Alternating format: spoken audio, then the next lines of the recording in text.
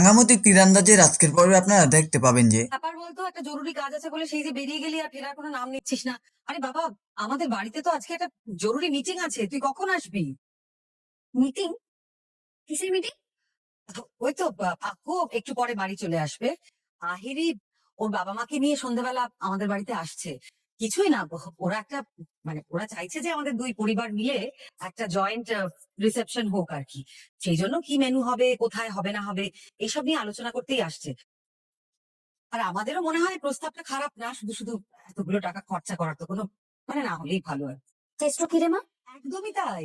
এই তো আমরা সবাই একসঙ্গেই আছি, নবারুণ আছে, তোর বড় দাদা বাবু, মেজ দাদা বাবু, বড় বৌদি, আমরা সবাই মিলে এই আলোচনাটাই করছিলাম আর কি। সবাই আলোচনা করছিলাম, ওরাও বললো প্রস্তাবটা ভালো।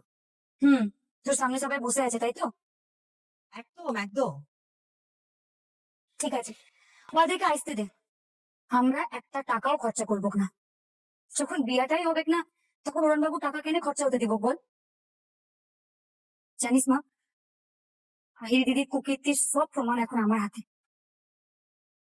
কি বলছিস কি তুই? আমি জানি তো রানা, তুই যেখানে আছিস তখন কি আর আমাদের কাউকে কিছু চিন্তা করতে হবে? সব যেমন হওয়ার কথা তেমনই হবে, আমি জানি তো।